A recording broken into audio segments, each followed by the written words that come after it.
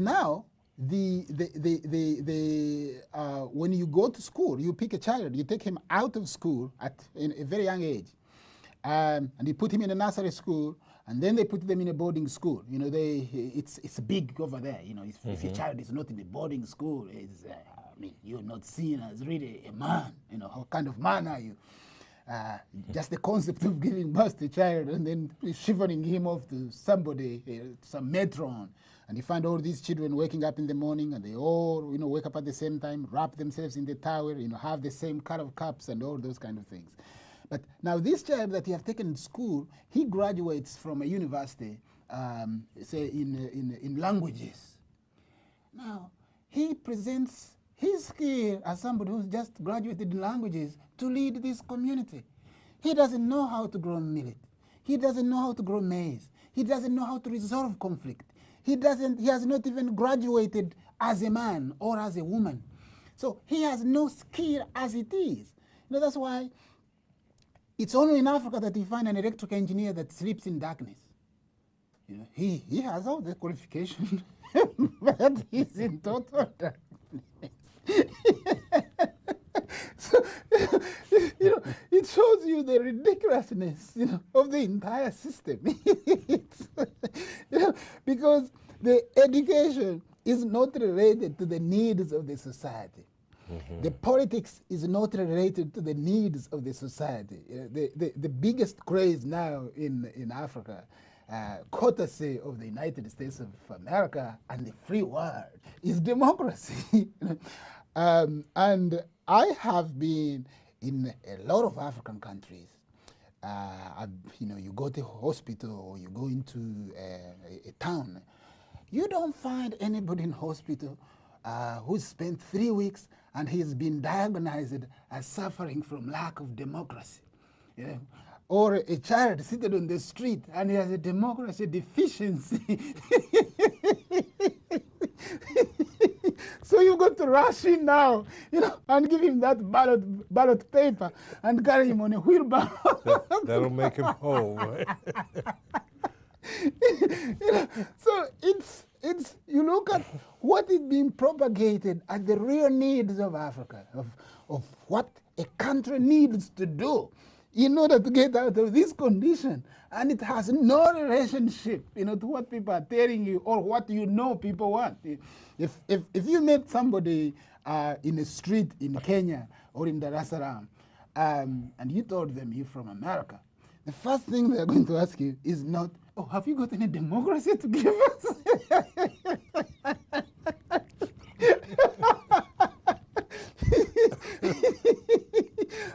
Or have you got any book on democracy?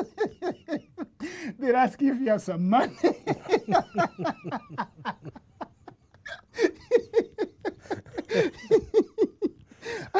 Oh, boy. Or if you don't have it, if you can send them some.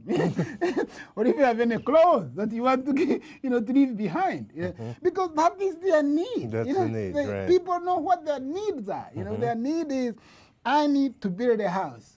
I need to buy goats. And I need to buy sheep. And I need to put some cows, because a cow will give birth every year. And if I have 1 cow, then I have 2 cows. Then if I have 4 cows, I can go and settle bride wealth. The last thing on their mind at that time is, I need to vote.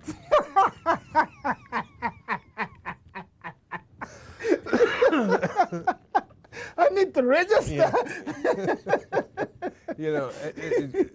One of the things that one of the local activists, a guy named Alambe Breath, is always saying, that Africa is trying to free itself from the free world. Yes. Because they have imposed on Africa, yes, or attempt to, their views of what democracy is all about. Yes. And the real issue is that the democracy that they talk about doesn't exist here. No, it doesn't exist in England.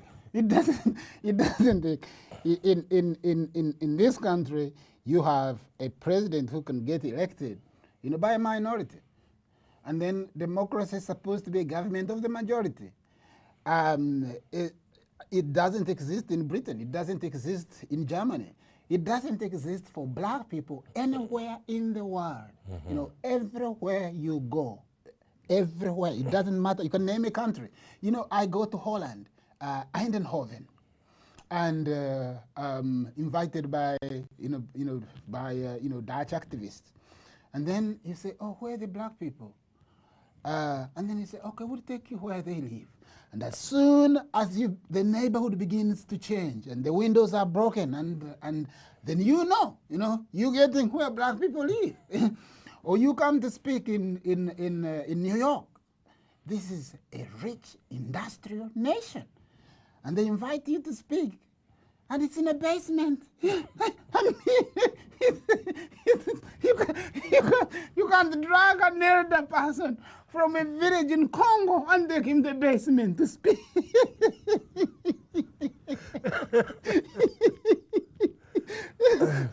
So the whole notion, that's why I can understand why Europe doesn't want African people to go to Europe. Why America doesn't want African people to get visas to come to America. Because the first thing they will realize is that you people spend 30 years trying to own a house. I mean, a house, 30 years, paying every month. Can you imagine the concept? You can't explain that to an average Tanzanian. And by the time you paid for the house, yes, you really paid about 4 or 5 times yes, what the price of yes, the house actually is. And if you should fail to pay for 4 months,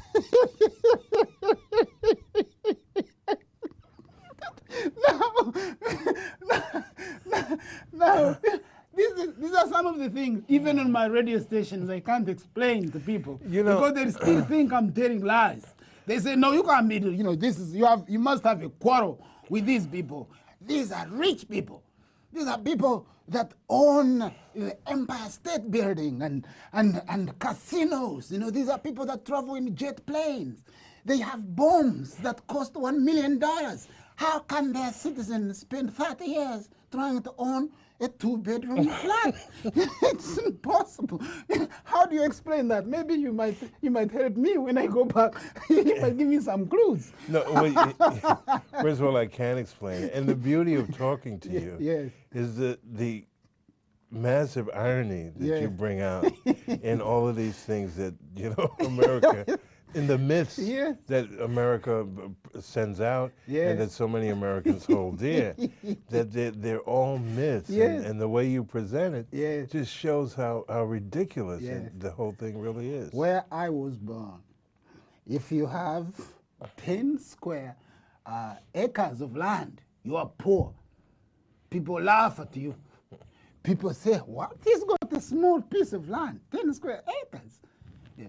But on that 10 square acres, you still be able to grow, bananas and maize and mangoes and whatever.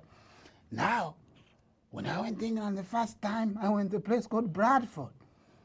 And the people says, oh, he's in a garden. And I'd go and say, wait, where's the garden? And it would be 2 pots, and a few leaves.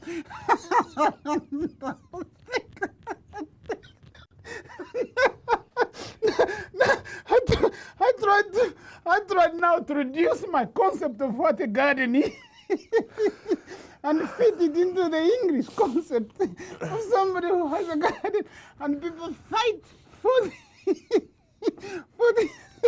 and people show off of their garden. Invite people over to see their garden. We talk of square miles. People own a square mile of land. Now imagine you're fighting for, they measure it in decimals.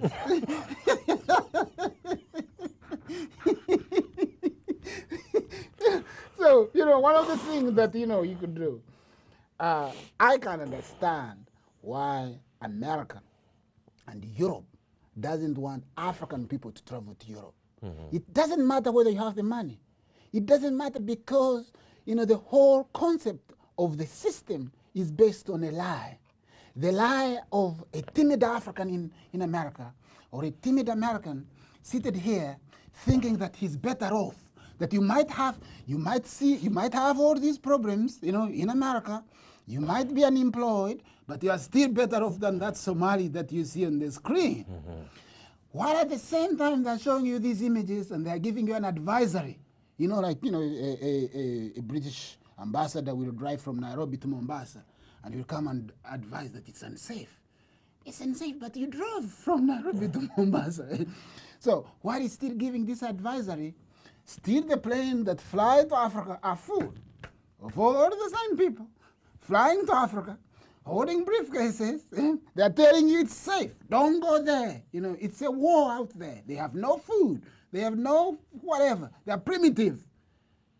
But they're still, you go to a remote village in Cameroon, and some white woman would just stare out and say, I'm just here, investigating, the work of, of animist art. They're telling you not to go. They're locking America and locking